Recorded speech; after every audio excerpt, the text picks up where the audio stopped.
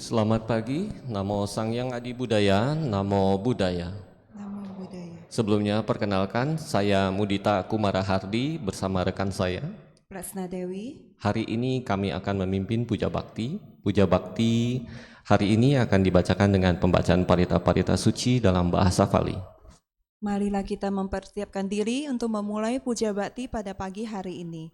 Umat dipersilakan untuk berdiri di belakang matras dan bersikap anjali.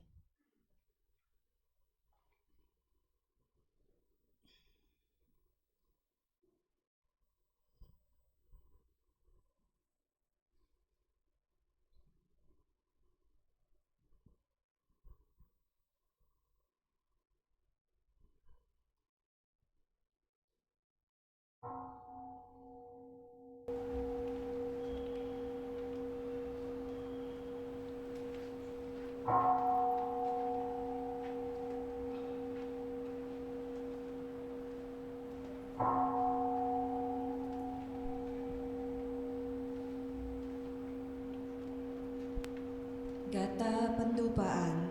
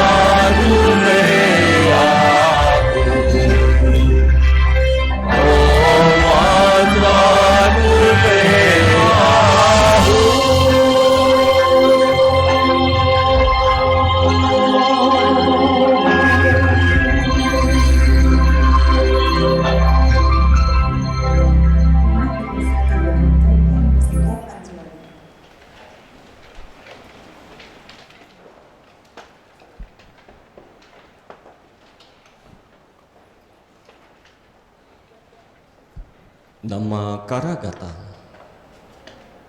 Syair penghormatan. Bagawa yang Maha Suci telah mencapai penerangan sempurna. Dharma telah dibabarkan dengan sempurna oleh Bagawa. Sangga siswa Bagawa berperilaku baik. Di hadapan Buddha, Dharma, dan Sangha, aku bersujud. Arahang Samma Sambuddho Bhagava Buddhang Bhagavantang Abhiwademi. Namo Buddhaya. Swakato Bhagavata Dhammo Dhammang Namasami. Namo Dhammaya. Supatipano Bhagavato Sawaka Sangho Sanghang Namami. Namo Sanghaya. Umat dipersilakan duduk bersila dan bersikap anjali.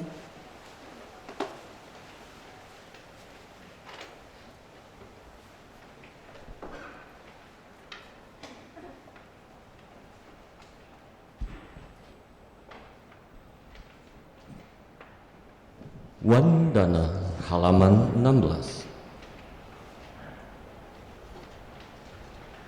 Penghormatan.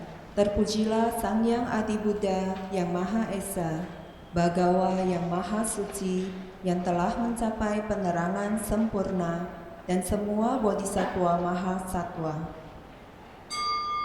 Namo Sang Yang Adi Buddhaya. Namo Sang Yang Adi Buddhaya. Namo Sang Yang Adi Buddhaya. Namo tassa bhagavato arahato samma sambuddhassa. Namo tassa bhagavato arahato samma sambuddhassa. Namo tassa bhagavato arahato samma sambuddhassa. Namo sarve bodhisattvaya mahasattvaya. Namo sarve bodhisattvaya mahasattvaya. Namo sarve bodhisattvaya mahasattvaya. Tisarana halaman 17. 3. Perlindungan. Marilah kita menyatakan diri berlindung kepada Buddha, Dharma, dan Sangha. Untuk kedua kalinya dan untuk ketiga kalinya berlindung kepada Buddha, Dharma, dan Sangha. Buddha saranang gacchami. Dhamma saranang gacchami. Sangha saranang gacchami. Dutiyampi Buddha saranang gacchami. Dutiyampi dhammang saranang gacchami. Dutiyampi sanghang saranang gacchami. Tatyampi buddhang saranang gacchami. Tatyampi dhammang saranang gacchami. Tatyampi sanghang saranang gacchami. Pancasila halaman 18. 5 sila. Dengan melaksanakan sila, tidak membunuh, tidak mencuri, tidak berbuat asusila, tidak berucap yang tidak benar, tidak meminum minuman keras, akan membuahkan hasil terlahir di alam bahagia, memperoleh kekayaan dan mencapai nirwana. Marilah kita menyatakan tekad berusaha melatih diri melaksanakan 5 sila. Panatipata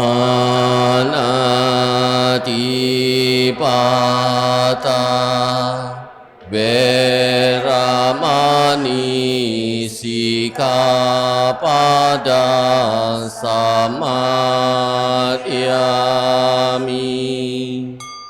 Adinadana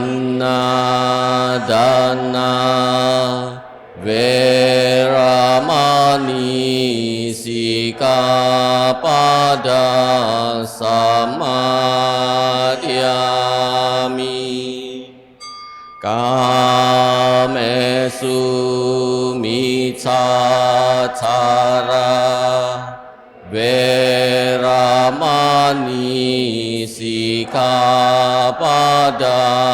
Samadhyami. Musawada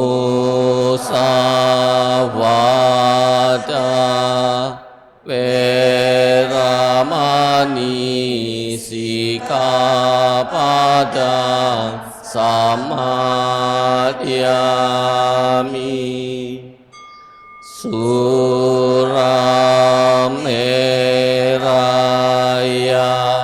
Majapatma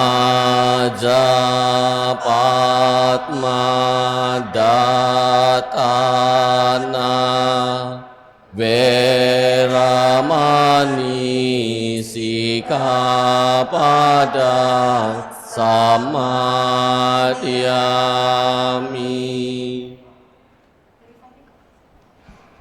Buddha Nusati, Dhamma Nusati, Sangha Nusati. Halaman 19. Perenungan terhadap Buddha, Dharma, Sangha. Marilah kita melakukan perenungan terhadap Buddha, Dharma, dan Sangha. Demikian sesungguhnya Bhagawa yang maha suci, yang telah mencapai penerangan sempurna, sempurna pengetahuan serta tingkah lakunya, sempurna menempuh jalan, pengenal segenap alam, pembimbing manusia yang tiada taranya, guru para dewa dan manusia, Buddha yang bangun, junjungan yang dimuliakan. Dharma telah dibabarkan sempurna oleh Bhagawa, berada sangat dekat, tidak dibatasi oleh waktu, mengundang untuk dibuktikan, menuntun ke arah pembebasan, dapat diselami oleh orang-orang bijaksana dalam batin masing-masing. Sangha siswa Bhagawa berperilaku baik, Sangha siswa Bhagawa berperilaku lurus, Sangha siswa Bhagawa berperilaku benar, Sangha siswa Bhagawa berperilaku patut. Mereka 4 pasang makhluk, terdiri dari 8 jenis makhluk suci. Itulah Sangha siswa Bhagawa. Patut dimuliakan dan menerima persembahan, patut disambut dengan ramah, patut menerima pemberian, patut dihormati, lapangan untuk menanam jasa yang tiada taranya di alam semesta. Iti piso bhagava arahan samma sambuddho vijacarana sampano sugato lokavidu anutaro purisa dhamma sarati sata dewa manusana buddho bhagawati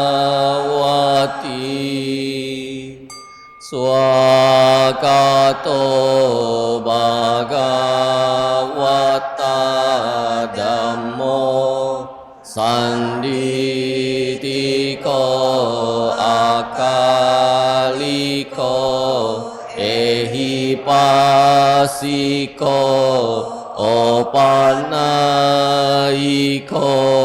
pacetang weditabo vinyuhiti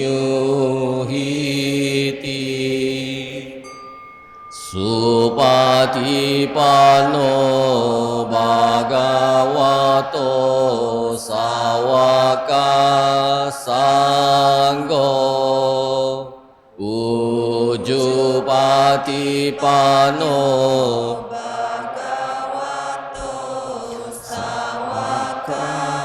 sanggo nayapatipano bhagavato sawaka sanggo samicipatipano bhagavato sawaka sanggo yadidan cattari purisa yugani ata purisa pugala esa bhagavato sawaka sanggo ahuneyo pahuneyo dakineyo anjali karaniyo anutarang punya ketang lokasati.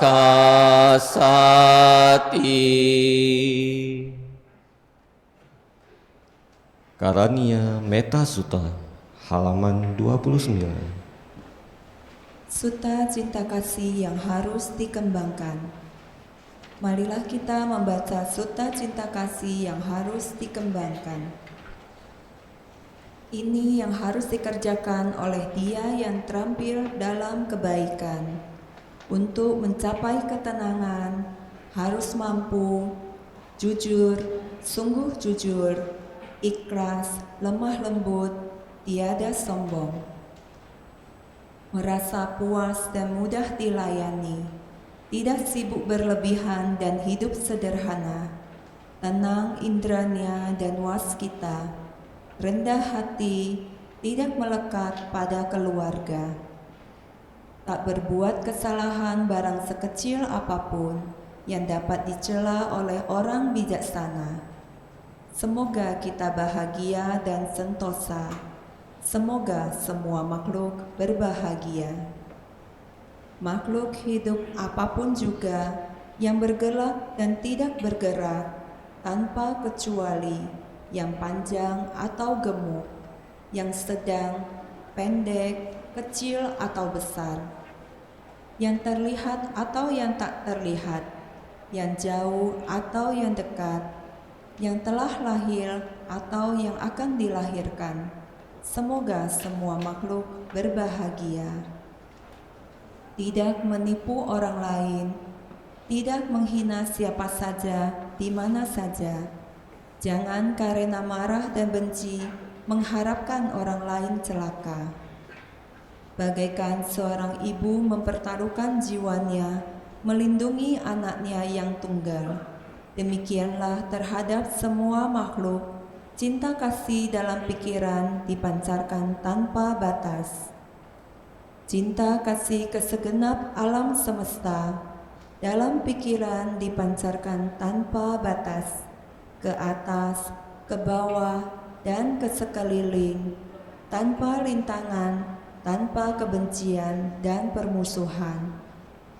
Selagi berdiri, berjalan atau duduk, atau berbaling selama tiada lelap, ia tekun mengembangkan perhatian penuh kesadaran ini yang disebut kediaman luhur. Tidak tergelincir pada pandangan yang salah, dengan sila dan pandangan yang sempurna. Setelah melepaskan kemelekatan nafsu indera, dia tidak akan pernah kembali lagi ke dalam rahim. Karania mataku salena, ya tak santang padang abisa meca, sako uju suju suwaco jasa mudu anatimani, santu sako subaro apa kico salah buka buti, santri rio nipako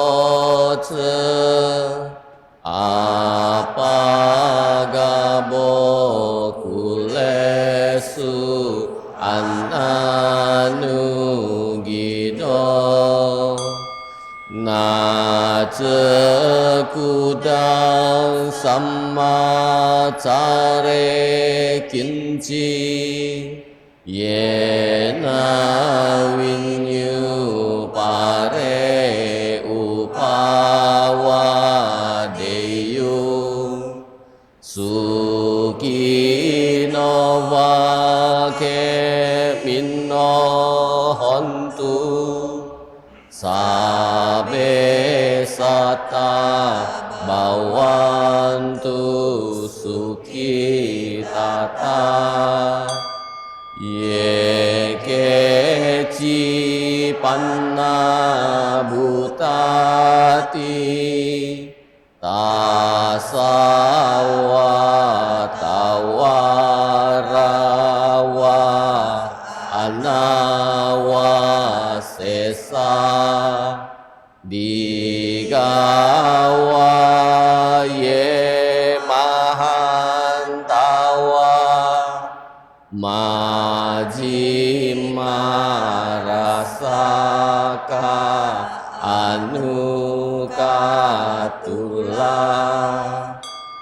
ditawa yewa adita, ye cedure wasanti avidure, butawa sambawe siwa, sabe sata bawantu sukitata, Na paro paraniku beta na timaneta kata cinang kinci Piarosana patigasanya Nanyamanya sadu kami ceya Matayatan yang putang Ayusa eka puta manurake Evampi sababutesu Manasambawaye aparimana Metanse sabalokasmi Manasambawaye aparimana Udang ado cetirian asam badang awerang asapatang titang carani sinova sayanova yavatasa vigatam mido Etang sating aditeya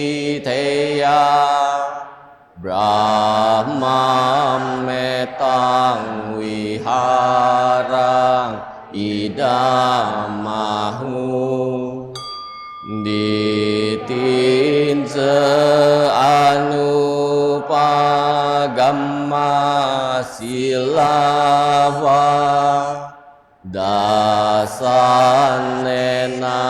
sampano kamesu winneya geda nahi jatu gabaseya unaretiti.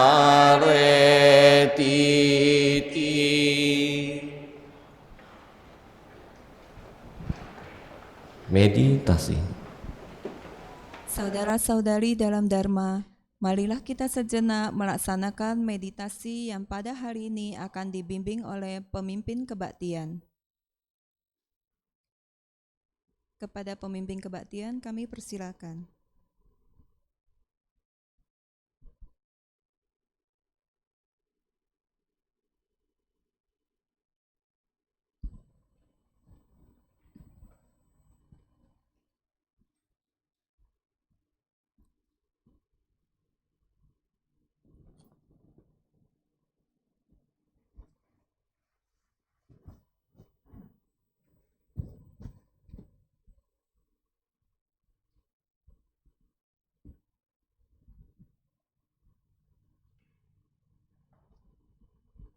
Marilah kita bersama-sama berlatih meditasi duduk. Bagi yang memakai kacamata bisa dilepaskan terlebih dahulu. Pilihlah postur duduk yang nyaman, rileks, stabil dan bisa bertahan kurang lebih 10-15 menit ke depan. Pastikan kedua lutut menyentuh matras duduk Anda atau lantai. Bagi yang duduk di atas kursi, pastikan kedua telapak kaki menyentuh pada lantai. Punggung tegak namun rileks, perut rileks.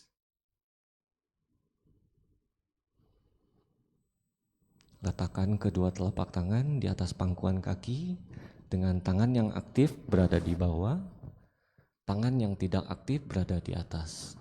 Kedua ibu jari bersentuhan secara ringan membentuk sebuah lingkaran kecil. Dagu sedikit ditekuk ke dalam. Kedua telinga sejajar dengan pundak, hidung segaris dengan pusat. Mulut ditutup, hadirkan seulas senyuman kecil pada wajah agar otot-otot wajah menjadi lebih rileks. Perlahan, arahkan pandangan mata 1 meter di depan Anda dan biarkan turun secara alami.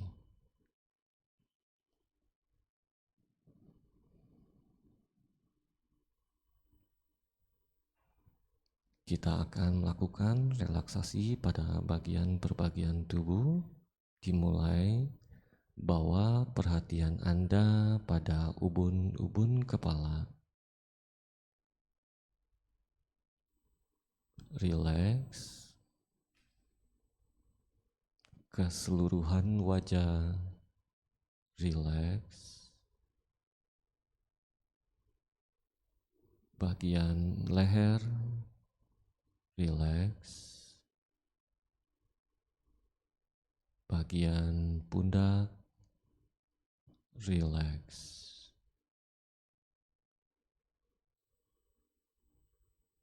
lengan atas, lengan bawah, telapak tangan serta jari-jari tangan rileks. Bagian dada rileks. Perut rileks.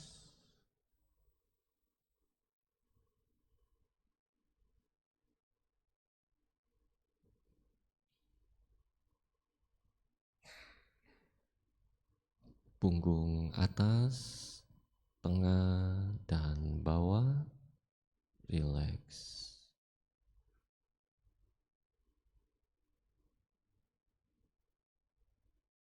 Bokong rileks.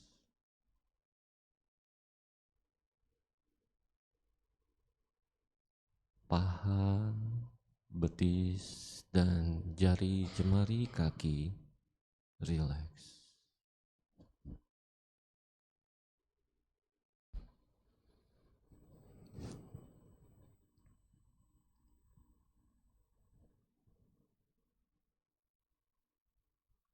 Rasakan keseluruhan tubuh yang semakin rileks.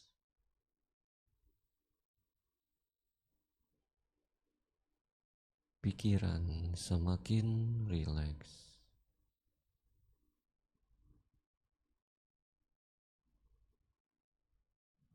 Tubuh dan pikiran menyatu dalam rileks.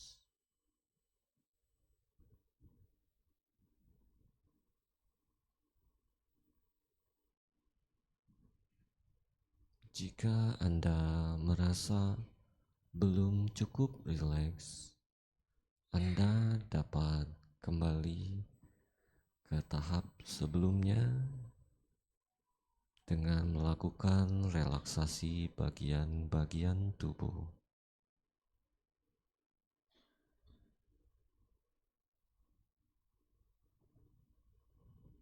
Jika Anda merasa cukup rileks, secara alami Anda dapat merasakan kembang kempisnya perut atau naik turunnya rongga dada.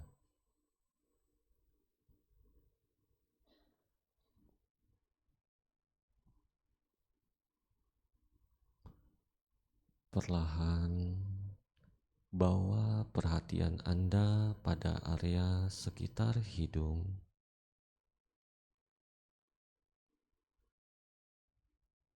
Dan biarkan nafas masuk, nafas keluar secara alami.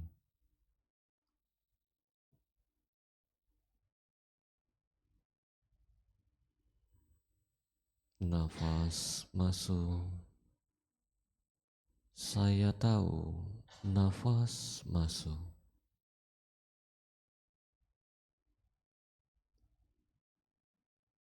Nafas keluar. Saya sadar nafas keluar.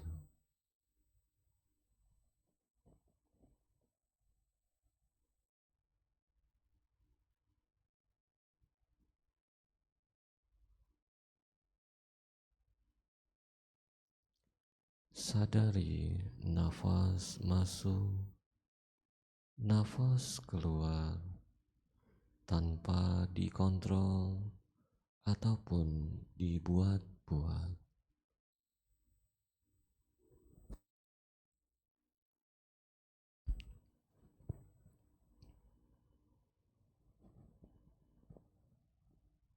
Cukup sadari nafas masuk, nafas keluar.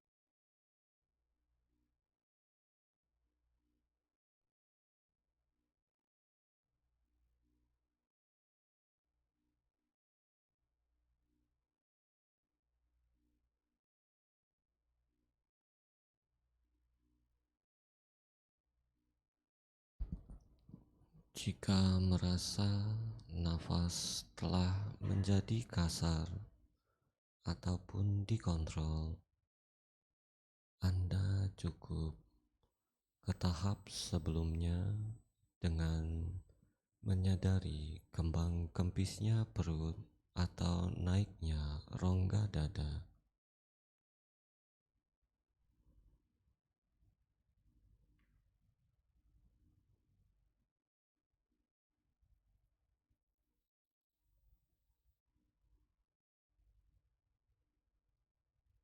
Jika merasakan dada menjadi sesak ataupun perut yang tegang, Anda dapat kembali ke tahap sebelumnya dengan hanya mengamati nafas masuk, nafas keluar.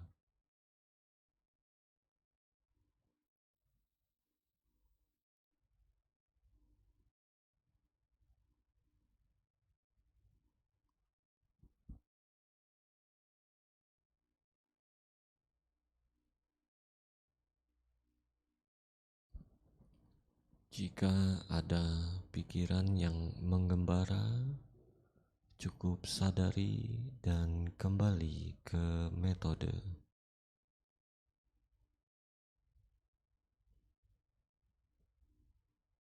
Jika banyak pikiran acak ataupun rasa ngantuk, Anda dapat membuka mata sedikit.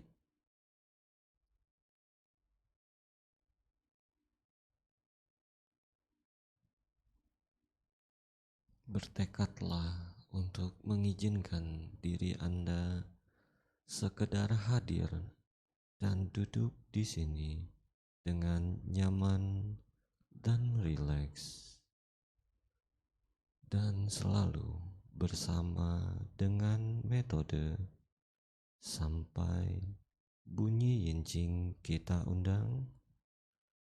Tanda sesi meditasi duduk akan segera berakhir.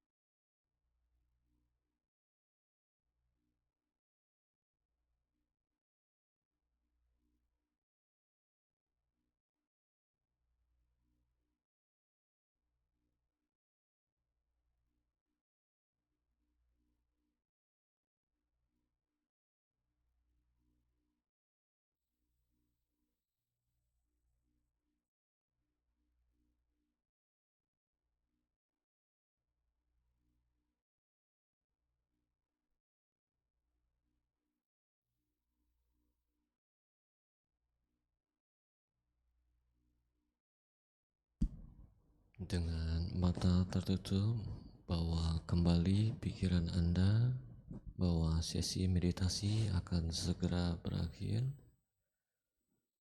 Gerak-gerakan tubuh ke depan, ke belakang, kiri dan kanan. Putar badan searah jarum jam sebanyak 3 kali. Arah sebaliknya sebanyak 3 kali. Bawa telapak tangan di depan dada bersikap anjali, membuka mata. Sesi meditasi duduk selesai. Membungkuk hormat.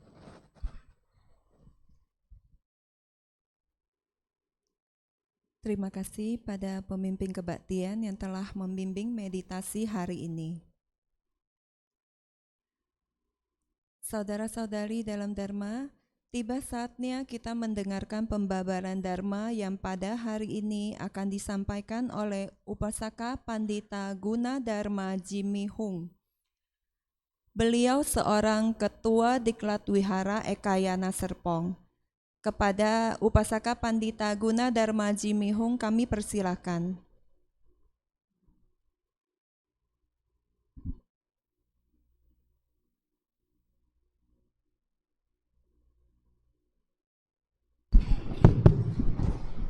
Selamat pagi semuanya, Namo Sang Hyang Adi Budaya, Namo Buddhaya. Pagi hari ini saya akan berdiskusi tentang Dharma ya, sedikit. Temanya adalah Pancakanda. Silakan slide-nya. Pancakanda satu tema yang kalau kita benar-benar mau bahas ya, itu pasti bikin kita mengantuk ya, dan perlu dibahas dalam waktu yang cukup lama. Tetapi pagi hari ini saya hanya akan mengupas sedikit ya, supaya kita mengenal apa sih itu Pancakanda kan gitu.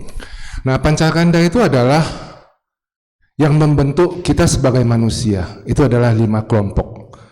Kalau kita itu sebagai manusia, kita akan memiliki 5 hal ini.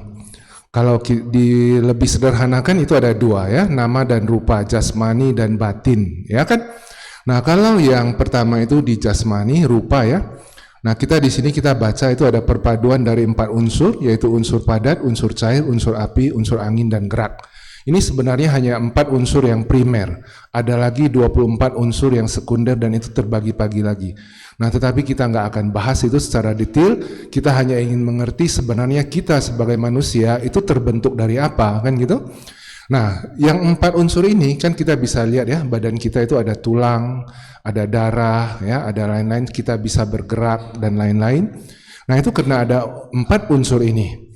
Nah, kalau kita lihat orang yang sudah meninggal, yang pertama-tama hilang nanti sampai terakhir yang hilang itu kan satu persatu ya.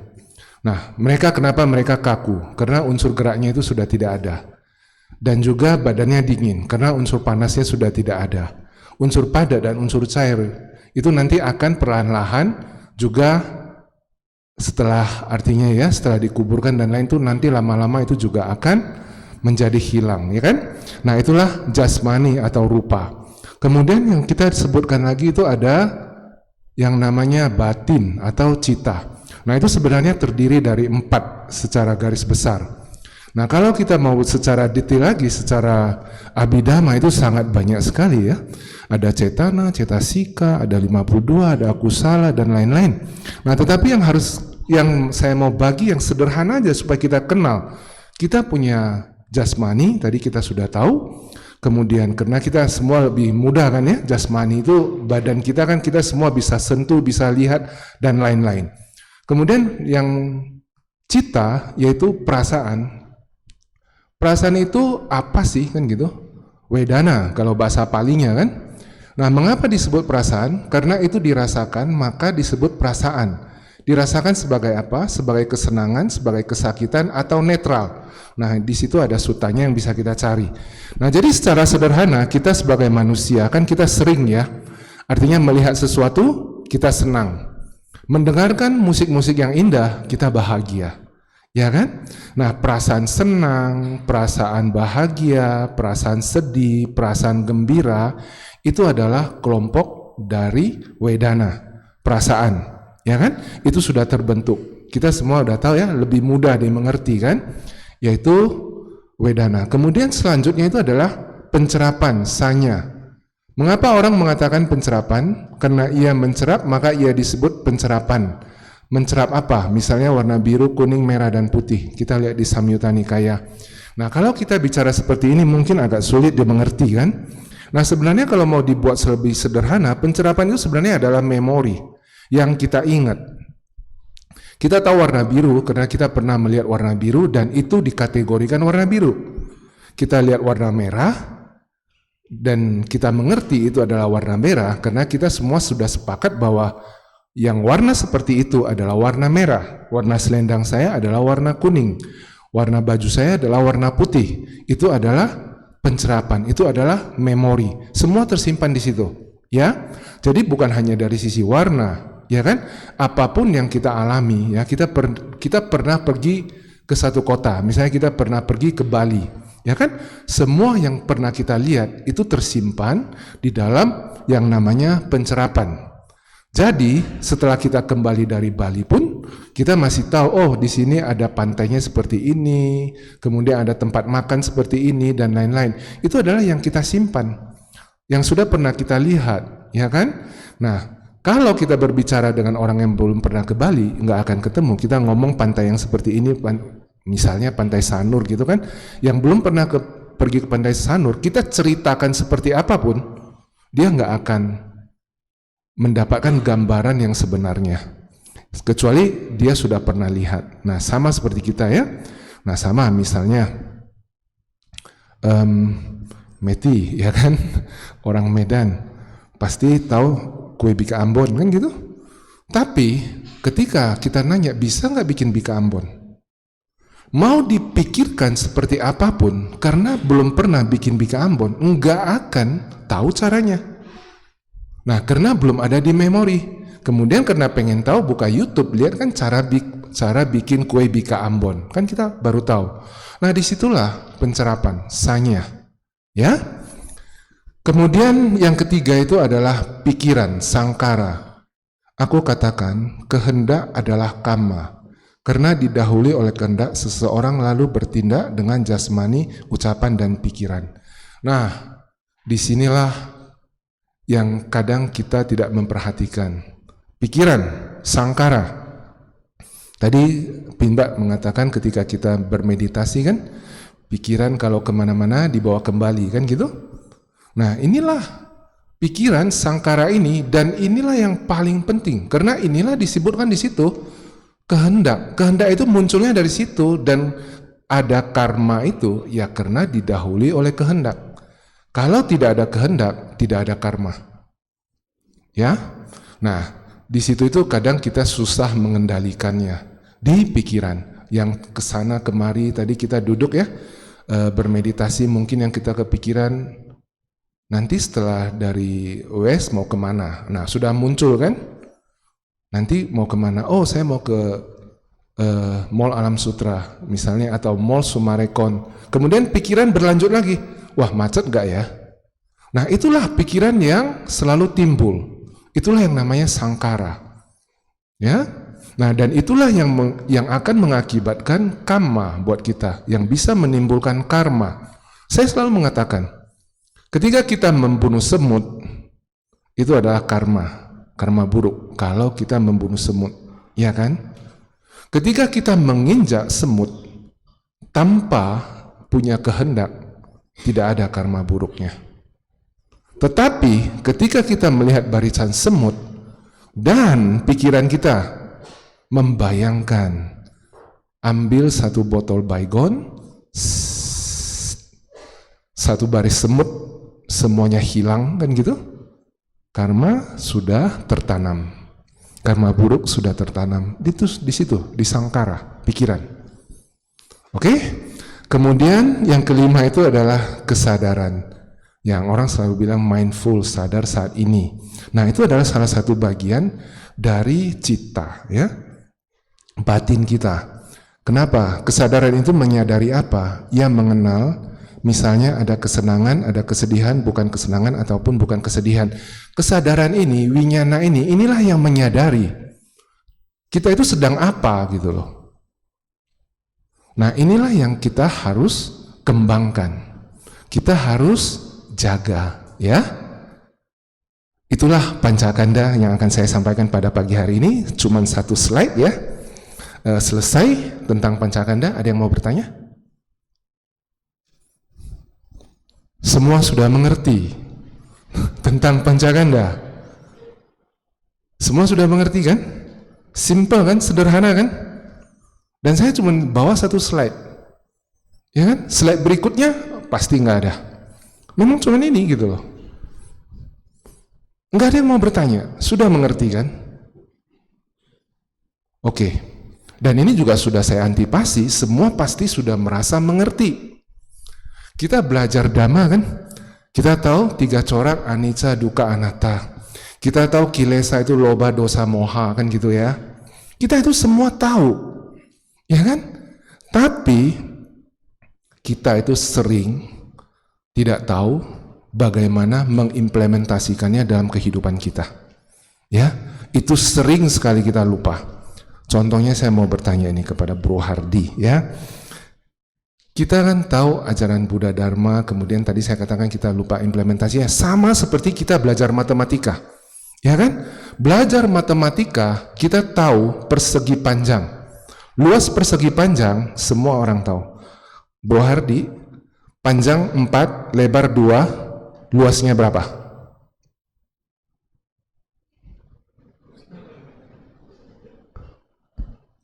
Ya Romo. Ada persegi 4, panjangnya 4 meter, lebarnya 2 meter, luas persegi 4 itu berapa? 4. Hah? 48. 8. Semua pasti bisa menjawab kan? Ya itu, kita mengerti Dharma itu seperti itu. Kita tahu mencari luas persegi panjang 4 kali 2 kan? Pertanyaan berikutnya. Yang bisa menjawab, saya kasih hadiah. Luas lagi nih, persegi 4 aja. Luas lapangan basket berapa? Lapangan basket persegi 4 enggak? Lapangan basket kan persegi 4 kan? Tahu nggak luas lapangan basket?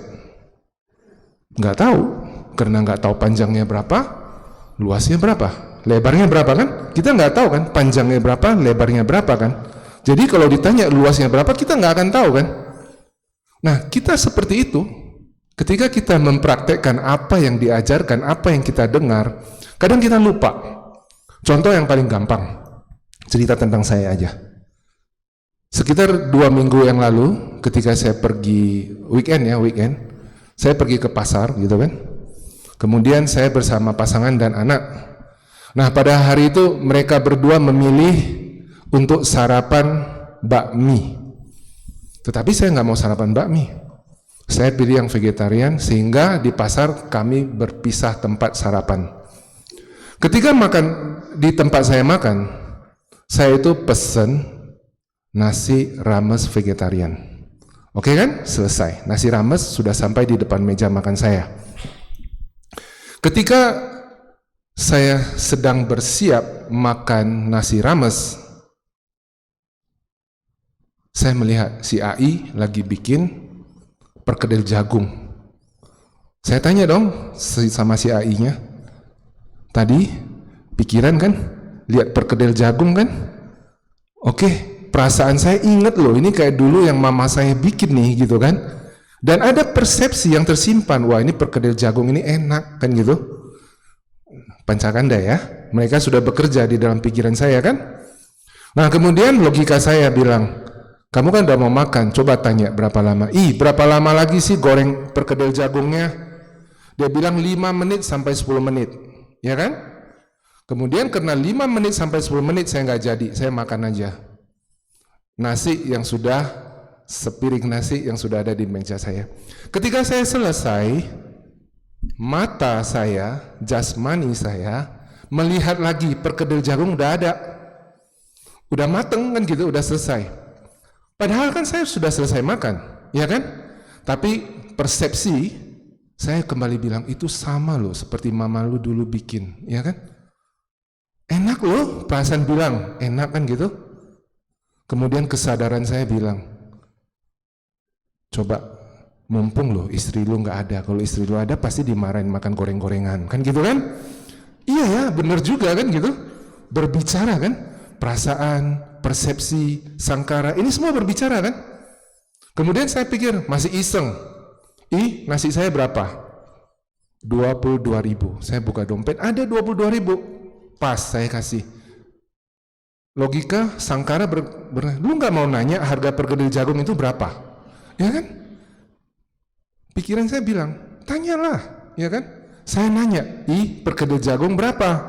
5.000. Dan ketika mata saya masih memegang dompet, ada satu lembar 5.000-an, pas banget kan? Saya beli dong, perkedel jagungnya kan? Kemudian setelah saya beli, kesadaran saya bilang, lu mau makan di mana, ya kan? Oh, saya yang pegang kunci mobil, jadi saya ke mobil dulu kan? Saya makan dulu, saya nikmati semuanya gitu kan? Yang paling sayangnya, setelah perkedel jagung itu habis, kesadaran saya baru bilang, kamu kan serakah, ya kan? Loba, kan gitu kan?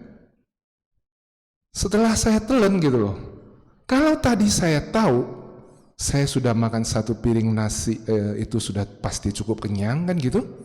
Kenapa saya harus beli perkedel jagung lagi? Ya kan?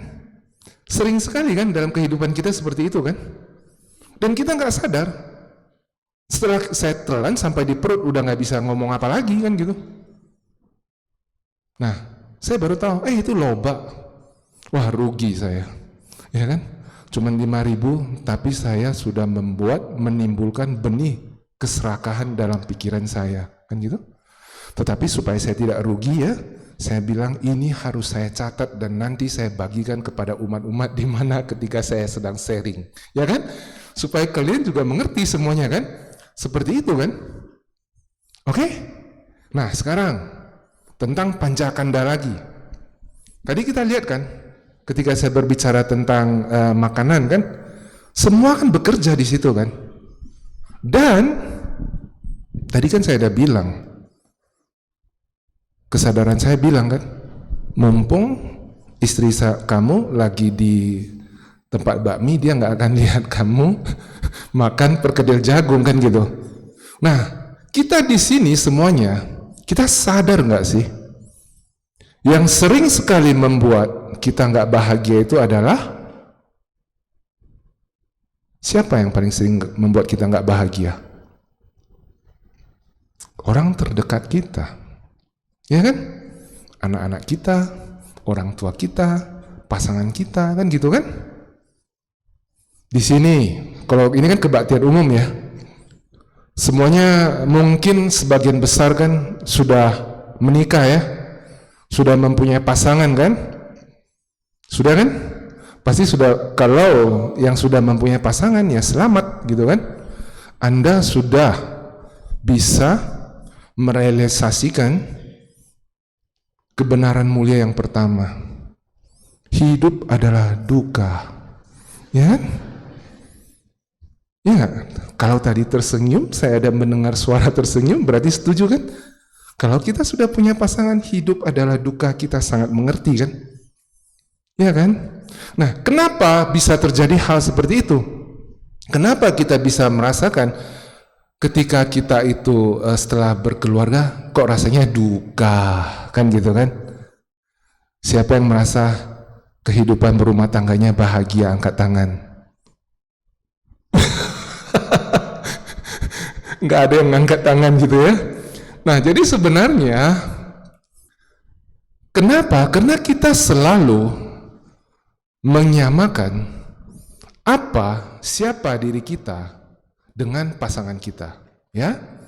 Nah, saya ingin mungkin bagi yang belum menikah ya, juga bisa ini menjadi pegangan nanti supaya ketika menikah bisa menjadi pengetahuan ya, supaya bisa lebih berbahagia, supaya bisa lebih mengerti. Ko Hardi udah punya pasangan? Sudah. Pasangannya bukan pria kan?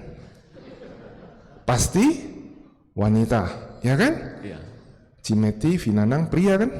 Nah, mari kita bicara tentang pancakanda, tentang fisik, tentang pikiran manusia itu seperti apa. Yang secara umum dulu, kita bicara tentang otak manusia. Otak manusia itu terdiri dari kiri dan kanan. Itu kan sudah melalui penelitian kan? Semua kita sudah setuju kan? Otak kanan mengatur bagian kiri. Jadi kalau tangan kita yang bergerak, silakan tangan kiri bergerak. Tangan kiri yang bergerak itu adalah otak kanan yang bekerja. Kalau tangan kanan yang bergerak, silakan tangan kanan bergerak. Itu adalah otak kiri yang bekerja. Coba sekarang tepuk tangan. Ayo tepuk tangan, tepuk tangan. Ketika orang tepuk tangan, otak mana yang bekerja? Kiri dan kanan. Ketika tepuk tangan, kita bisa tersenyum sedikit. Ketika tepuk tangan, kita bahagia. Ya kan? Ya kan? Makanya kalau cinta bertepuk sebelah tangan, nggak bahagia kan? Karena sebelah tangan nggak bisa memicu endorfin di pikiran kita, di otak kita yang mengeluarkan hormon bahagia. Ya? Nah, sekarang kita udah mengerti. Semua manusia mempunyai otak kiri dan otak kanan. Tetapi otak kiri dan otak kanan antara wanita dan pria sangat berbeda. Ini yang kita nggak tahu kan? Yang kita nggak tahu lapangan basket itu ukurannya berapa, ya kan? Kita tahu persegi panjang kali lebar luasnya. Tetapi ketika saya tanya lapangan basket nggak mengerti kan? Kita bilang otak itu kiri dan kanan semua juga orang tahu kan gitu. Tetapi ketika saya bilang otak pria dan otak wanita kiri dan kanan itu berbeda, nggak ada yang tahu kan? Mungkin belum kan gitu. Saya nggak akan bahas yang banyak-banyak. Saya juga nggak akan tanya yang bapak-bapak. Saya akan tanya karena yang bapak-bapak pasti nggak berani tunjuk tangan, ya. Saya tanya kepada yang ibu-ibu, ya kan? Siapa yang pasangannya cerewet? Yang pasangannya cerewet, ibu-ibu, nggak ada kan?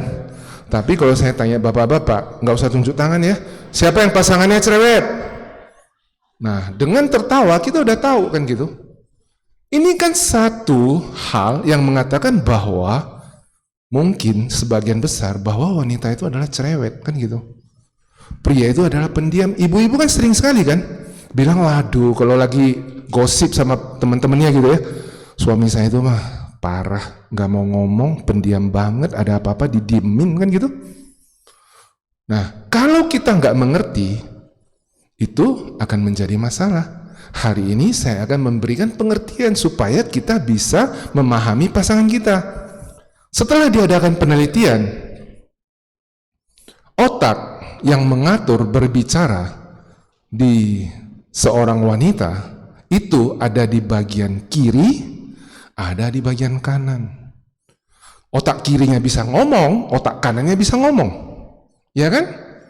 Sedangkan pria, bagian yang mengatur berbicara itu hanya otak sebelah kiri. Di kanan nggak ada, hanya di sebelah kiri. Ya kan? Jadi, kalau seorang pria, ya, misalnya kena stroke, sebelah kanannya yang bermasalah kan berarti otak sebelah kiri kan? Pasti akan sulit sekali berbicara kembali. Tetapi kalau seorang wanita mau kiri mau kanan tetap bisa bicara. Ya kan? Karena otak bicaranya itu ada di kanan dan ada di kiri. Ya?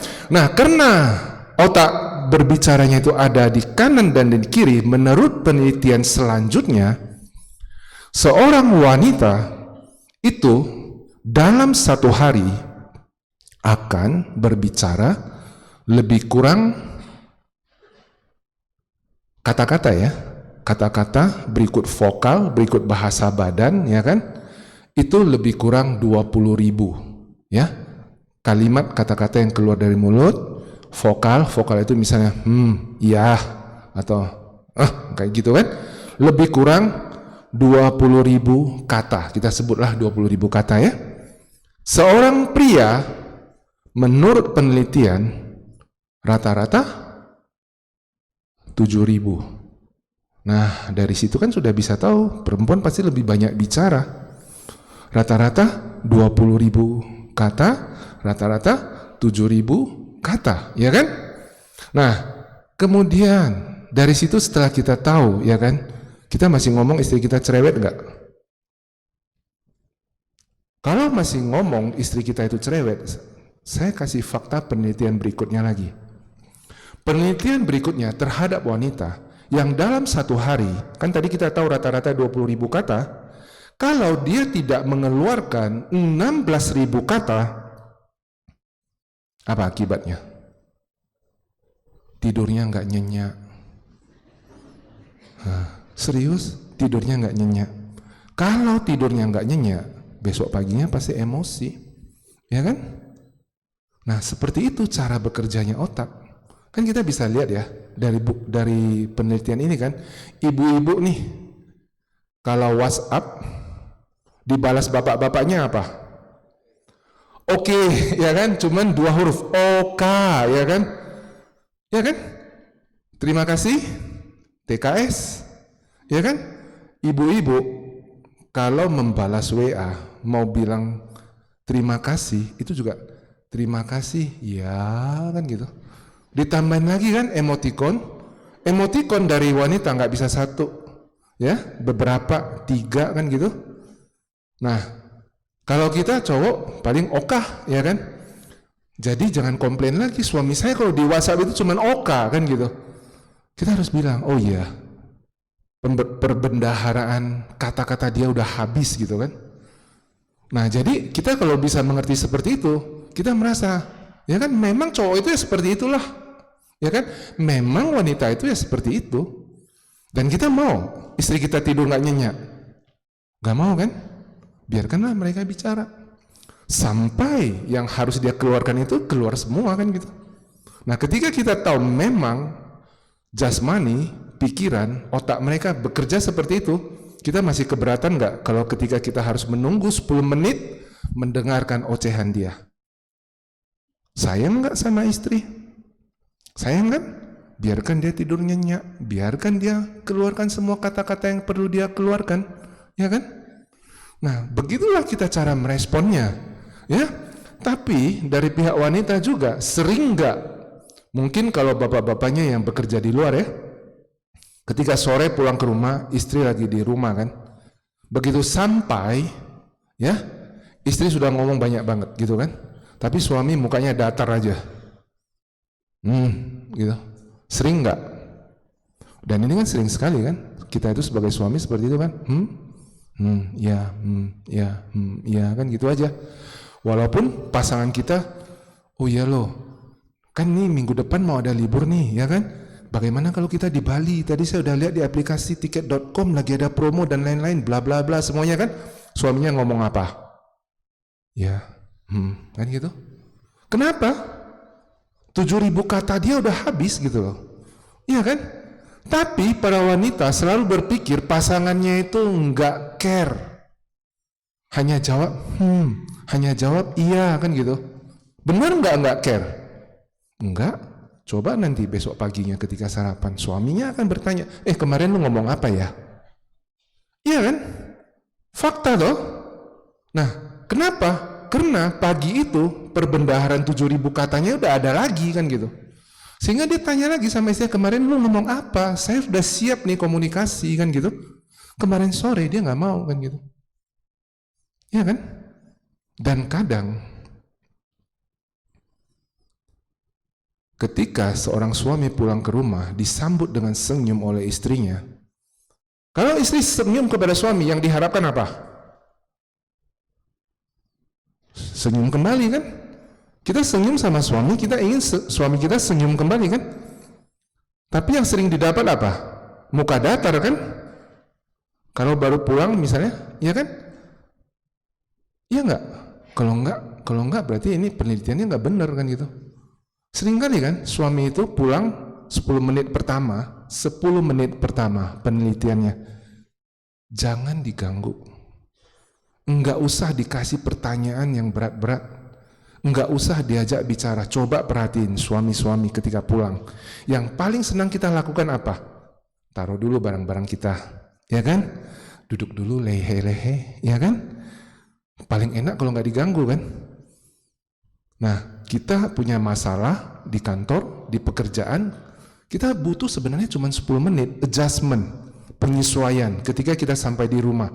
Tetapi penelitian menunjukkan 10 menit pertama pertemuan itu, disitulah paling sering terjadi pertengkaran antara suami dan istri. Kenapa? 10 menit itu para pria ini, itu mereka masih penyesuaian. Kemudian para istri itu sudah nggak sabaran gitu melihat suaminya duduk dengan muka yang kurang bahagia kan gitu, nanya, padahal sebenarnya capek, nggak ada pikiran apa-apa. Pak, kamu ada apa? Di kantor ada apa? Kan gitu. Lu ngomong dong, aku kan istri lu, ya kan? Semakin begitu semakin suka apa nggak suka para pria? Nggak suka, ya kan? Nih, tahu kan hari ini? 10 menit pertama, sabar, ibu-ibu, sabar, kasih para pria itu penyesuaian dulu. Setelah 10 menit, nah kita baru ajak ngomong. Lihat ya, nanti boleh dicoba ya. Kalau pria itu sudah siap berbicara, dia yang akan datang kepada istrinya. Hari ini masak apa? Nah, kalau udah ngomong seperti itu, sudah siap diajak komunikasi. Ya kan? Dia datang kepada istrinya, anak-anak gimana? Nah, itu udah siap. Tapi yang paling nggak membahagiakan itu bagi kami para laki-laki, ketika kami butuh waktu 5 menit untuk adjustment, leye-leye gitu misalnya, sama seperti istri saya. Aduh, kamu itu kok malas banget sih pulang itu, mendingan mandi dulu, nanti habis mandi udah bersih, kamu mau leye-leye silakan, kan gitu kan. Sering sekali kan pernyataan seperti itu kan, dan itu membuat kami nggak bahagia gitu loh. Dan respon yang akan kami berikan kepada pasangan juga nanti menjadi tidak bahagia, ya kan? Nah, hari ini saya sudah kasih tahu sampai tentang otak kanan, otak kiri, banyak bicara dan lain-lain. Ada yang mau curhat? Silakan. Nggak ada yang mau curhat? Oke, saya lanjutkan ya. Tadi kan pancakanda, ada fisik kan? Mata, ya. Mata pria dan mata wanita berbeda. Selama ini kita merasa mata pria dan wanita sama kan? Sama-sama mata, sama-sama melihat kan gitu. Tapi mata pria dan mata wanita itu sangat-sangat berbeda. Meti lihat ke depan. Coba Meti lihat ke depan. Nah, ketika Meti lihat ke depan, lihat depan. Nah, ketika Meti lihat ke depan, ngelihat Kohardi enggak? Lihat ya. Pandangannya sampai di mana? Kalau lagi ngelihat ke depan, cakupannya bukan konsentrasi, tapi cakupannya bisa sampai kemana? Sangat lebar kan? Ya kan? Sedangkan seorang pria, pandangannya itu lurus ke depan, panjang, tapi sempit. Seorang wanita, lebar sekali pandangannya, tetapi pendek. Bapak-bapak di sini, siapa yang mungkin pernah pasangannya kalau berdua lagi nyetir, istrinya akan ngomong, lihat kanan, lihat kiri, awas kanan, awas kiri. Ada ya? Nah, ada. Kita kan terganggu kan? Tapi hari ini jangan, karena mata wanita itu ya seperti itu. Kita bisa lihat ke depan gitu kan? Kita nggak ngelihat kiri dan kanan. Sudut kita itu kecil. Sedangkan wanita itu lebar sudutnya gitu loh. Nah, sehingga ketika mereka mengatakan seperti itu, mereka nggak tahu. Kita itu nggak tahu di kanan itu ada. Mereka lihat, dia kasih tahu kita kan. Dan kita merasa terganggu. Ya kan? Nah, kalau kita hari ini udah tahu bahwa mata istri kita seperti itu ketika dia bilang lihat kanan dan kiri, oke, gitu aja. Ya kan? Jangan nggak bahagia merasa kok lu ngajarin gua lihat kanan kiri kan gitu. Ya kan? Nah, sebaliknya lagi nih, buat ibu-ibu yang punya suami atau anak laki-laki, yang paling sering mereka katakan apa? Mama, dompet saya di mana? Seragam saya di mana? Ya kan? Pernah nggak anak perempuan seperti itu? Jarang. Tapi anak laki-laki atau suami pasti begitu kan. Dompetnya taruh di mana ya? Kuncinya taruh di mana ya? Seragamnya gantung di mana ya? Kan gitu? Padahal kalau nanti ibu-ibu nyari ini loh, ya kan? Di dekat situ kan gitu. Tapi dia nggak lihat karena pandangannya sempit gitu kan. Nah nanti ibunya datang, istrinya datang dan dia bilang ini loh bajunya digantung di sini. Dan yang paling nggak membahagiakan itu adalah kalimat berikutnya. Kalau cari pakai mata. Ya kan? Nah hari ini kita udah tahu, ya kan? Ketika pasangan kita, istri, suami kita, kita katakan, wah kamu itu benar-benar mata lelaki, ya kan? Lihatnya ke depan. Dan ini juga satu hal ya, tambahan ya. Ibu itu masih sering nggak pergi makan berdua dengan suami? Masih kan? Nah, istri itu paling suka kalau suaminya duduk di samping dia. Ya kan? Karena dia juga merasa dia bisa melihat suaminya. Lebar kan matanya? Ya kan? Tapi yakin Bu, suami itu nggak bisa lihat. Kalau awal-awal pernikahan dia masih mau balik badan, liatin istrinya kan gitu. Nah setelah usia pernikahan yang cukup lama, dia nggak akan lihat itu, ya kan? Yang akan dia lihat siapa? Ibu-ibu yang di depan. Iya kan? Karena pandangnya kecil. Jadi kalau kita makan sama suami, ya udah suami duduk depan supaya dia lihat kita kan wanita kan pengen dilihat. Iya kan? Pengen dilihat kan? Nah, biarkanlah dia duduk di depan kita. Urusannya selesai. Ya kan? Sering sekali. Ya, saya juga sering sekali ngalamin. Ketika kita misalnya di mall, ya kan? Kita ke toilet dan kemudian oke, nanti janji di mana? Ketemunya di depan Guardian ya. Para suami begitu keluar dari toilet nyari istrinya di mana gitu, jalan lurus nanti istrinya di sini kan, sampai istrinya bilang ya kan? Kok nggak lihat kan gitu? Sering kan? Nah itu karena pandangan mata kami itu lurus tapi sempit, panjang tapi sempit. Untung kalau di depan itu nggak ada wanita lain. Kalau ada wanita lain ceritanya tentu berbeda kan? Nggak jalan-jalan di mall lagi, ayo pulang aja. Kan gitu? Dikirain kita nggak ngelihat pasangan kita karena di depan kita lihat wanita lain, ya kan? Nah, hari ini sudah ada beberapa fakta yang saya sampaikan ya. Waktu saya tinggal sekitar 5 menit lagi ya. Ada yang mau bertanya? Ada yang mau bertanya? Oke, kalau nggak ada yang mau bertanya, ada yang mau curhat? Nggak ada ya? Nah ini sebenarnya sih kalau mengenai pasangan itu 2 jam pun sebenarnya kadang nggak cukup ya kan? Ketika kita berbicara tentang wanita dan pria. Oke, nah tadinya sebenarnya saya punya beberapa materi lagi yang mau diceritakan ya mengenai karakter wanita dan karakter pria kan gitu? Nah siapa di sini bapak-bapak yang istrinya sering bertanya? Misalnya merah apa biru? Misalnya mau beli baju nih, merah apa biru? Istri kan paling sering bertanya kan? Kita mau beli baju nih, merah apa biru kan gitu? Sering sekali bertanya kepada pasangannya kan, mau merah apa biru gitu? Hah? Beli dua-duanya. Itu adalah bapak-bapak yang sudah putus asa. Karena udah tahu bilang merah juga dia pasti bilang enggak, bilang biru juga enggak kan? Pengalaman ya Pak ya? Ya, oke. Karena kalau kita nggak tahu cara berpikirnya seorang wanita, ya kan? Mereka akan bertanya merah apa biru. Sebenarnya dia udah pilih biru. Ya kan? Biasanya sih seperti itu. Dia sudah nggak ragu antara merah dan biru itu, dia sudah nggak ragu gitu loh. Dia sudah punya satu pilihan gitu kan, tapi dia mau minta confirm sama pasangannya merah apa biru supaya pasangannya confirm aja yang dia sukakan gitu. Tetapi para bapak-bapak seringnya tidak tahu cara menjawab. Sering kan ketika ditanya seperti itu, mungkin sedang pegang gadget, merah apa biru? Terserah juga orang yang putus asa. Yang kadang kan kita awal-awal kita pasti menjawab kan. Merah. Jawaban ibu-ibu apa? Yakin. Benar, merah lebih bagus, ya kan? Berubah pikiran. Biru, ya kan?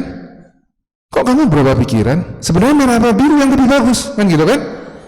Ini kan yang sering terjadi kan? Dan para bapak-bapak setelah kejadian-kejadian seperti itu akan berpikir, ngapain sih lu nanya-nanya gua? Lu udah nanya gua apa? Lu nggak ngikutin juga kan? Sering kan ditanya merah apa biru, kita bilang merah, dia belinya biru. Ya kan? Sering sekali kan seperti itu. Kalau memang sering seperti itu ngapain dia nanya kan gitu loh. Nah, tetapi memang itulah sifat mereka. Kalau kita tahu bahwa itulah sifat mereka, tentunya kita harus belajar bagaimana triknya, kan gitu. Bagaimana triknya ketika ditanya merah apa biru? Ibu-ibu yang walaupun sudah mau beli biru, ya, kalau suaminya tahu trik menjawab, dia akan beli apa yang suaminya katakan. Merah apa biru, ya kan? Wah, yang lebih bisa langsung dia beli slow Shinchan biar lu tahu rasa gitu loh. Nah, ketika ditanya merah apa biru, ambil waktu 2-3 menit, manfaatkan komunikasi. Katakan kepada dia, coba kamu pakai yang merah, rasanya kalau yang merah itu bagus loh buat kamu. Atau kan kamu belum punya baju merah, ya kan? Kita memilih bukan hanya merah, bukan hanya biru, tetapi belikan alasan-alasan. Ya, 1-2 menit. Ketika kita memberikan alasan-alasan, walaupun ibu-ibu yang tadi pengen beli bajunya warna biru, ketika suaminya mengatakan merah, dengan sukarela mereka akan beli merah. Coba. Dan nanti ketika dia pakai baju merah, ketika teman-temannya bertanya, kok lu pakai baju merah? Suami gua yang pilihin loh. Ya kan? Ini kan triknya bagaimana kita dalam hidup berumah tangga. Ya? Ya kan? Kalau kita udah paham, sama ya. Saya hanya mau bercerita begini. Ketika kita paham pasangan kita itu siapa, anak kita itu siapa, orang tua kita itu siapa, kita bisa paham, kita bisa mengerti, dan kita tidak terpicu emosinya. Ya kan? Saya ketika bermeditasi di rumah misalnya ya, di belakang saya itu sekarang itu sedang ada anak kecil dan sering sekali menangis, berteriak dan lain-lain. Tetapi karena saya tahu dia itu adalah anak kecil, ya kan? Ya kita nggak terganggu gitu. Memang anak kecil mau ngomong apa? Kecuali bapak-bapak yang teriak-teriak kan, kita langsung pergi ke rumahnya. Lu bisa nggak diam dikit kan gitu. Tapi karena dia anak kecil kita paham ya begitulah sifatnya. Kita bisa memahami. Sama juga dengan pasangan kita. Jangan selama ini kita merasa pasangan kita itu ya seperti itu kan gitu. Nah hari ini kita sudah sedikit yang kita dapat kan, sehingga ketika mereka cerewet, ya kan, ketika bapak-bapaknya diam, kita udah paham. Ya begitulah wanita, begitulah pria. Ya, sampai di sini ada yang mau bertanya? Enggak ada yang mau bertanya. Ini berarti semuanya keluarga bahagia. Oh, ada satu yang di belakang, silakan.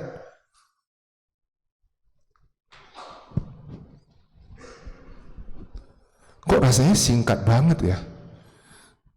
Udah jam 11.30, waktu saya udah habis. Kemarin saya berbicara 2 jam di salah satu komunitas yang semuanya itu lansia. 2 jam itu nggak berasa. Nanti saya bagi sedikit. Oke, silakan. Swastiastu, Romo Jimmy. Ya, Tanya simpel aja Romo, tadi dari Pancakanda yang 5 komponen itu, kalau kondisi meninggal, apakah yang udah pasti nomor 1 kan padam ya. Nah, yang keempat komponen itu apakah 4 komponen ini 2 dan sampai 5 itu padam juga? Kalau padam, pertanyaan berikutnya, kita sering lihat ada fenomena orang yang bisa mengingat kehidupan masa lalunya, bahkan dia tahu dia bisa jago main piano ya, semacam itu. Ya. Nah itu dari mana kalau memang 4-4-nya padam, kalau dia bisa mengingat kehidupan yang lampau? Kalau padam, Pancakanda itu jadi gini, mengapa kita harus merealisasi Nibbana? Itu padam. Ketika kita belum merealisasi Nibbana, fisik hancur, ya, cita itu lanjut. Maaf Romo, jadi yang lanjut ke kehidupan berikutnya 4 itu ya, 4 komponen pun itu lanjut lagi. Ya. Jadi sehingga kalau kita melihat ada anak kecil, begitu kecil aja dia mendengarkan musik dia udah bisa, ya kan? Ada orang yang berlatih meditasi saja sebentar sudah bisa. Nah itu bawaan dari kehidupan lampaunya, ya kan? Orang indigo kan gitu. Nah kalau gitu kita baru bisa menjawab. Kalau memang itu nggak lanjut, kita ngapain berbuat baik? Siapa yang menanggung mendapatkan benih karma baik kita di kehidupan berikutnya? Nah, tetapi tidak sesederhana itu. Ya, kalau kita mau belajar tentang Pancakanda, kita harus belajar Abhidhamma ya. Dan kita bisa dilihat di situ begitu complicated cara perpindahan dari kehidupan ini ke kehidupan berikutnya ya. Nah, itu complicated. Jadi kita butuh waktu yang lama untuk bisa memahami. Tetapi kalau itu berlanjut, iya, itu berlanjut. Nah, tetapi mungkin ada juga yang bertanya kan, sebenarnya Jimmy yang sekarang ini yang ada di dalam saya yang 4 komponen itu akan melanjutkan sebagai Jimmy ke yang berikutnya enggak? Bukan. Ya? Baik Romo, terima kasih. Oke. Ada yang mau bertanya lagi?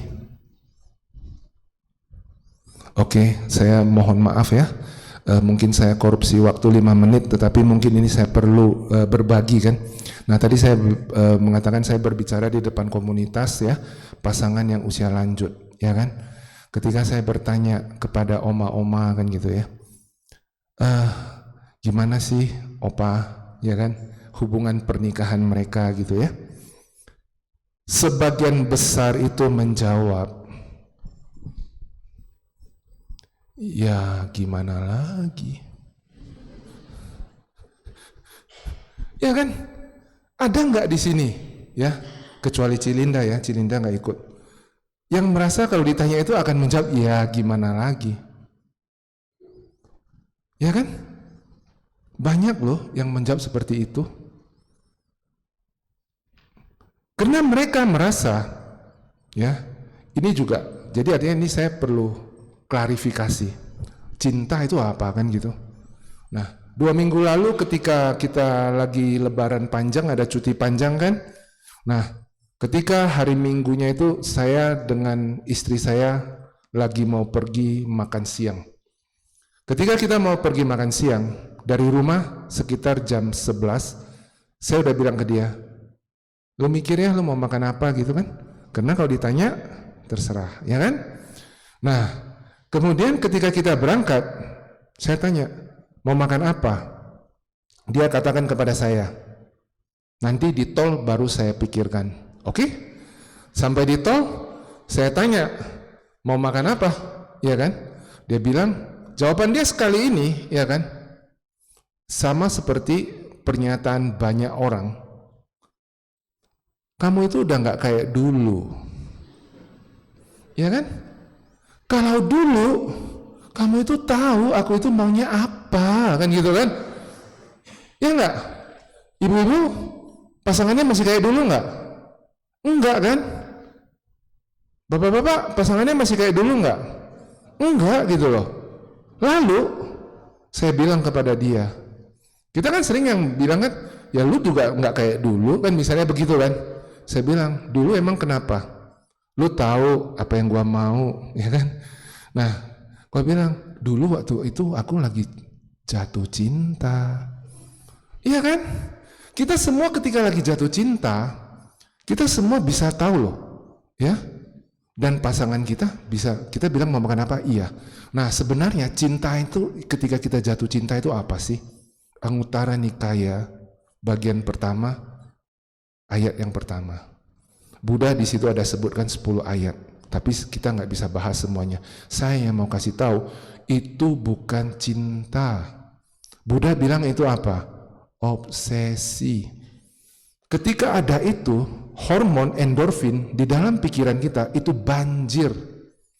Ya, bapak-bapak yang kalau disuruh istilahnya guru bahasa Indonesia mengarang cuma setengah halaman, ketika nulis surat cinta bisa berapa halaman?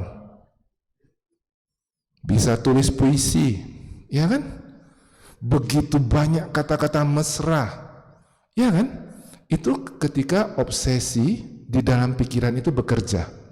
Itulah yang dikatakan Buddha di Anguttara Nikaya kelompok 1 bab yang pertama. Ada 10 ayat di situ, dilihat nanti dibaca. Buddha mengatakan tidak ada obsesi yang melebihi ya sentuhan suara rasa bla bla bla, 5 lah ya kan, panca indera buat seorang pria dari seorang wanita, demikian juga sebaliknya ya kan. Tetapi Buddha juga mengajarkan kepada kita anicca, semua itu berubah. Saya baru tahu ya kan, saya baru tahu ternyata rasa cinta itu menurut penelitian yang seperti itu ya yang kita mau kan, itu hanya bertahan 2 tahun ya kan, 2 tahun bertahan. Setelah itu obsesi seperti itu udah nggak ada. Kemudian pasangan saya bertanya, setelah saya katakan kepada dia kan, cinta itu bukan seperti itu kan, gitu kan, kami suka ngomong kan. Kemudian dia bilang, kalau gitu lu jatuh cinta aja lagi biar lu bisa. Gue bilang, iya gue bisa jatuh cinta tapi harus ganti pasangan, lu mau? Iya toh? Iya kan? Nah seperti itu, cinta yang sebenarnya itu seperti apa? Tadi kita baca Karania Metta Sutta, ya kan? Cinta orang tua, seorang ibu kepada anaknya. Nggak ada obsesi kan? Kita selalu ingin yang terbaik buat dia kan? Ya kan? Nah inilah yang harus kita pahami.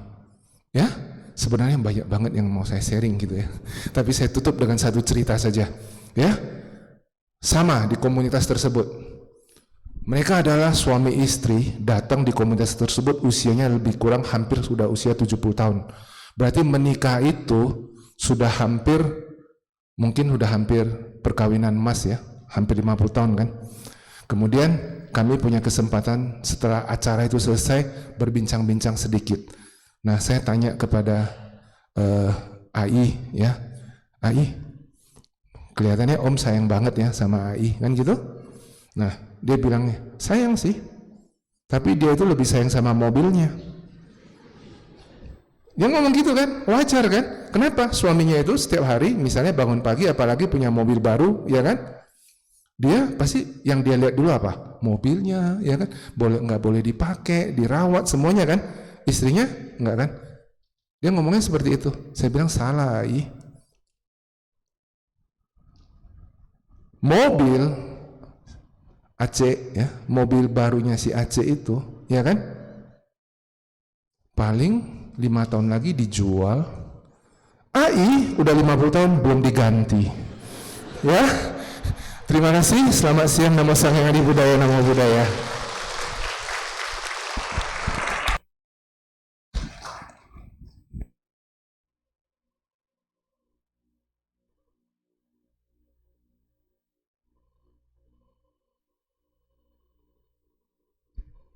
Terima kasih kepada Upasaka Pandita Gunadarma Jimihung atas sharing Dharma yang telah diberikan.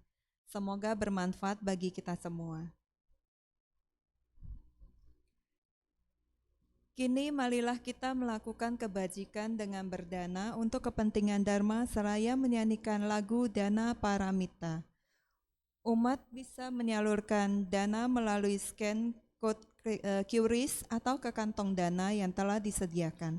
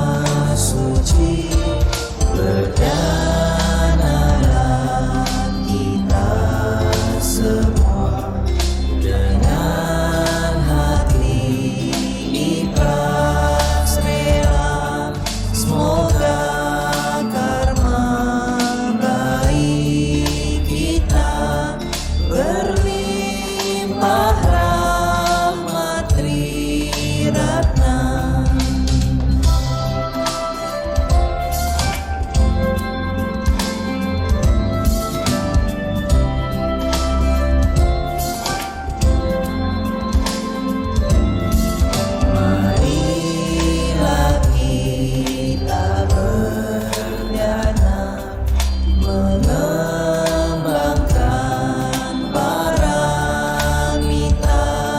Semoga kita hidup damai dalam kemurahan hati. Berdanalah kita semua dengan penuh sukacita. Semoga hidup kita bahagia untuk selama-lamanya.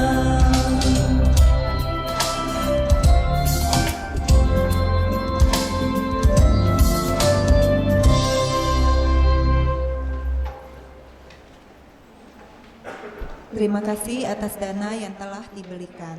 Semoga bermanfaat bagi perkembangan Buddha Dharma dan Sangha. Selanjutnya kita akan mendengarkan persembahan lagu yang akan dibawakan oleh tim kesenian. Kepada tim kesenian kami persilakan.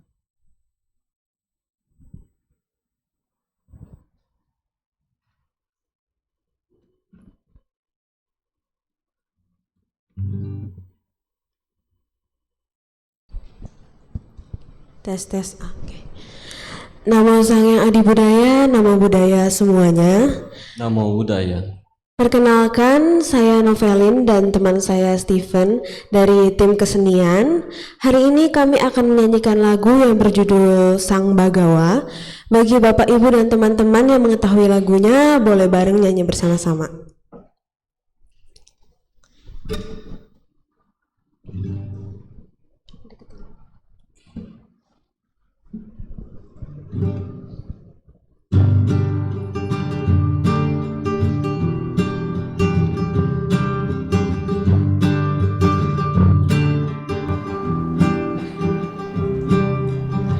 Sudahkah kita menemukan yang kita cari di dunia? Harusnya kita menyadari Dialah Sang Bagawa. Ajaran mulia Sang Bagawa, lentera hidup di dunia, penuntun jalan ke nirvana. Pujilah Dia Sang Bagawa. Harusnya kita dapat mengerti hidup di dunia bukanlah mimpi. Bersujud kita pada Sang Bagawa yang Maha Suci dan Maha Mulia. Berlindung kepadanya pasti takkan lelah arungi dunia.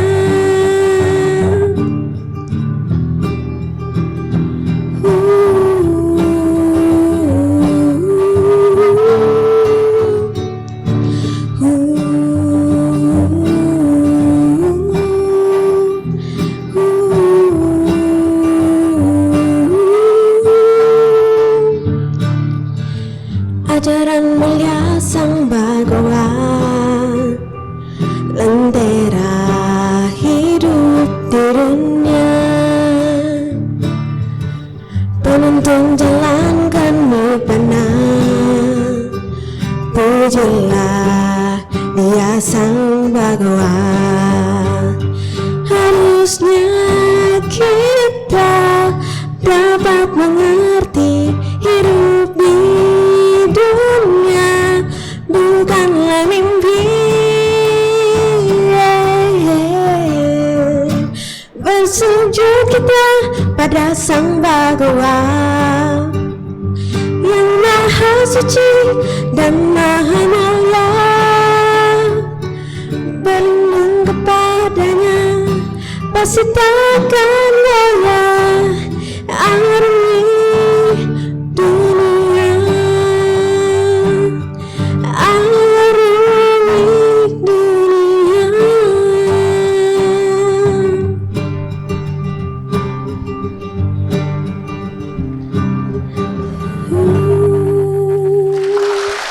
Terima kasih. Terima kasih kepada tim kesenian. Kini kita akan mendengarkan sedikit pengumuman yang akan dibawakan oleh pemimpin kebaktian. Ekayana Peduli mengundang sahabat sedharma untuk menghadiri acara sosialisasi relawan Ekayana Peduli pada hari ini jam 1 sampai jam setengah 3 di ruang isi patana lantai 5 Wihara Ekayana Serpong. Yang kedua, bagi umat yang telah berhasil donor darah di bulan Mei 2023 bisa mengambil kartu donor di meja sebelah front desk lantai dasar Wihara Ekayana Serpong pada hari Minggu. Pengumuman ketiga, malam pengagungan Bodhisatwa Avalokiteswara pada hari Sabtu tanggal 5 Agustus 2023 pada pukul 15.30 sampai selesai.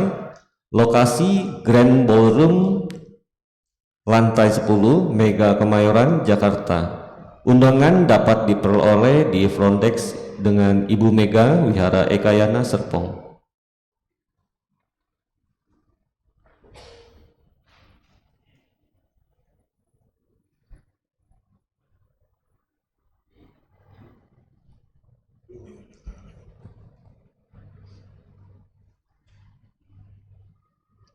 Eta Wata.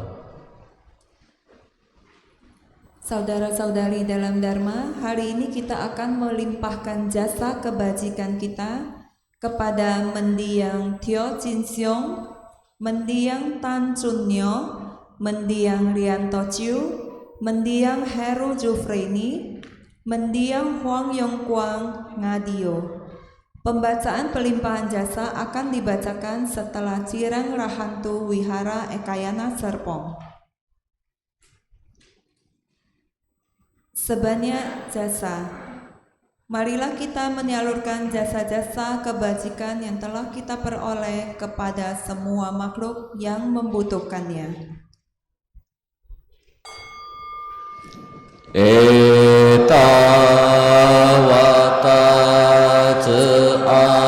Amhehi Sambata Punya Sampada Sabe Dewa Anumodantu Sapa Sampati Siddhya Eta Wata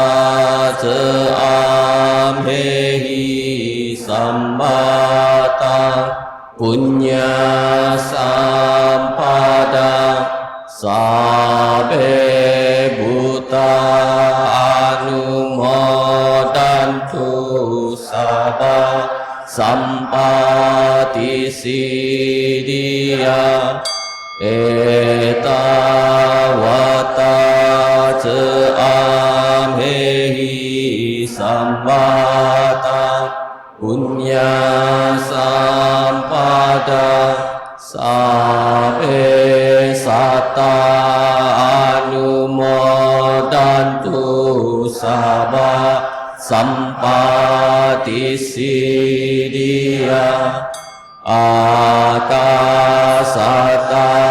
Cebu Mata Dewa Naga Maidika Punyata Anumoditwa Cira Rakantu Okasanti Akasata Cebu Mata Dewa Naga Maidika Punyata Anumoditwa Cira Rakantu Indonesia Ida Bonyatina Hotu Sukita Hontu Nyatayo Ida Bonyatina Hotu Sukita Hontu Nyatayo Ida Bonyatina Hotu Sukita Hontu Nyatayo Dewa Wasatu Kalena Sasa Sampati Hotu Pito Bawatu Loko Raja Bawatu Damiko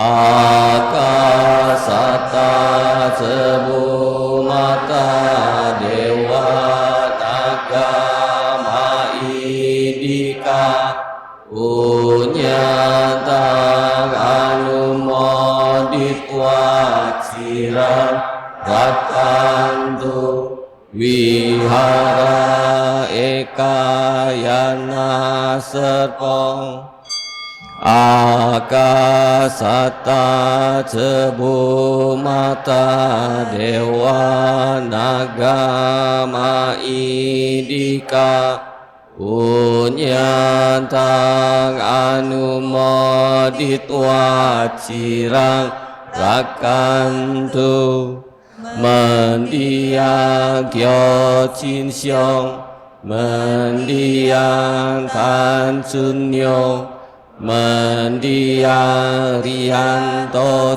Chiu Mendiang Heru Jufreni Mendiang Huang Yong Huang Akasata Cebu Mata Dewa Nagama Idika Unyantang Anumodit Wacirang Rakantu Sasanang Akasata Cebu Mata Dewa Nagama Idika Unyantang Anumodit Wacirang Rakantu Desanang Akasata Cebu Mata Dewa Nagama Idika Unyantang Anumodit Wacirang Rakantu No Guru Akasata Cebu Mata Dewa Nagama Idika Unyantang Anumodit Wacirang Rakantu Mangparanti Sadu Sadu Sadu. Umat dipersilakan berlutut dan bersikap anjali.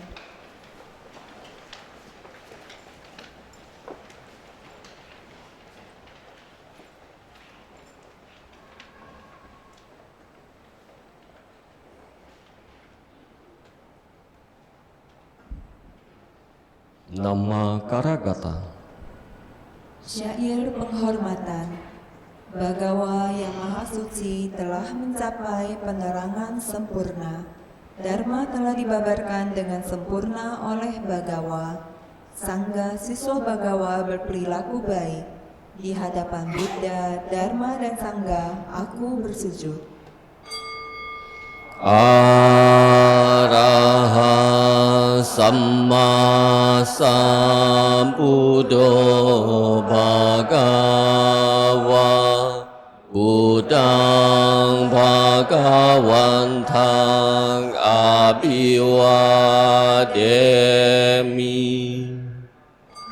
Namo Buddhaya. Swakato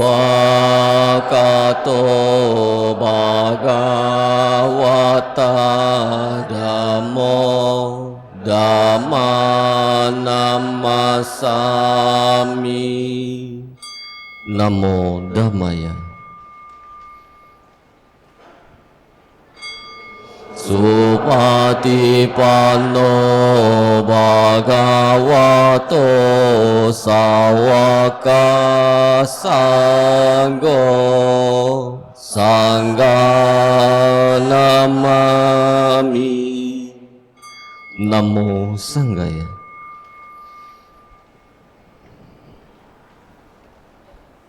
Sabe sata bhavantu sukhitata. Semoga semua makhluk hidup berbahagia.